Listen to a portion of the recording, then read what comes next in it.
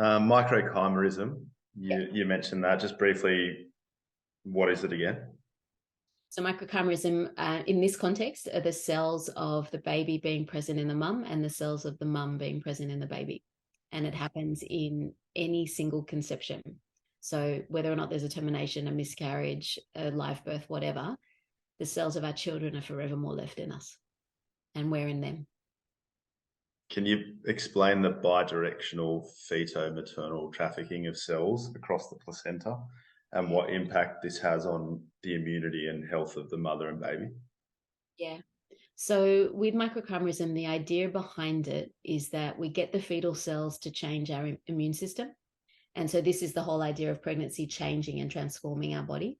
So when we're pregnant, we know our immune system changes, and it's ideally meant to change so that we can enable implantation. Because if a woman's immune system is too overactive, implantation never happens. So we get small cells from the baby to be able to start to modulate that so that we don't lose every pregnancy, which is why, we all look at pregnancy as this crazy phenomena that makes no sense, foreign tissue in there and all those sorts of things.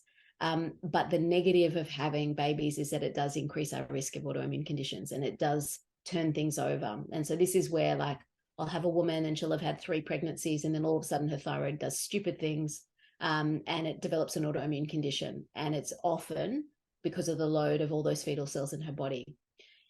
The baby, though, by getting the mother cells, is how it matures its immune system and how it starts to develop antibodies to things and how it starts to understand the world with which it's going to be birthed in. So it's that anticipatory, what's the word?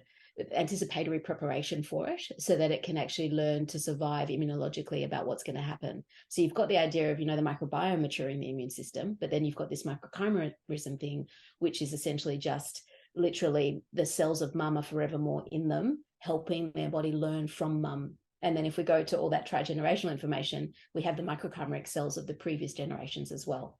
So it's like a priming process, really. The negatives are essentially the impact to mum's body. And as soon as mum's had more than one pregnancy, and certainly, women will have miscarriages and things, they'll literally have the cells, and I apologize if this is triggering for anybody, but if a woman's had 8 miscarriages, she'll have cells from 8 prior pregnancies already in her body. The positives, though, are that when she then has that 9th pregnancy, that child has the memory of those cells as well in them. So I'm the youngest of 3 girls. Both of my sisters' microchimeric cells are within me.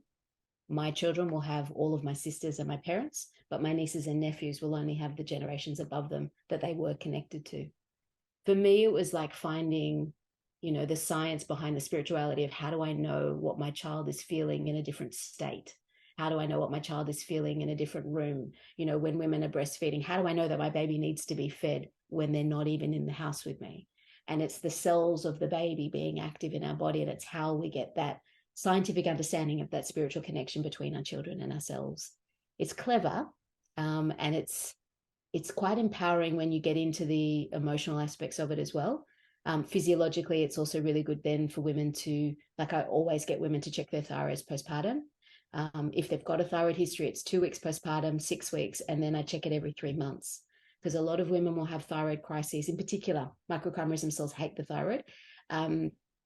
In particular, like 10, 11 months postpartum, they'll have this weird thyroid crisis, lose all their hair, feel terrible, depressed, everything's too much. And every medical professional says, there, you've got a 10-month-old, it's hard, I get it. Well, actually, no, my thyroid's gone and done stupid things. So really important to sort of look at it and recognize that that immune priming process changes and continues as the baby changes. And like I remember myself when I was feeding my child, and I remember being at work one night, my son was 9 months old, and I was at work and he was home, and he was obviously going through a growth spurt, and he just wanted to have a feed, and my whole body changed. And I remember having let down with milk, and my whole body was like, oh my God, what is going on? Texted and was like, yep, what's happening with him? And it was, yeah, he's hungry. And it's like, this is how our respective bodies communicate with each other. It's pretty powerful. Wow, what a beautiful sort of natural thing that the body's kind of worked out there. Like it puts a new spin on connection with your siblings and all those sorts of things, doesn't it? Yeah, it's beautiful. I mean, you can go very Buddhist on it. Depends where you want to go with it. But it's the idea of having cellular connection with everything. It's good. Mm.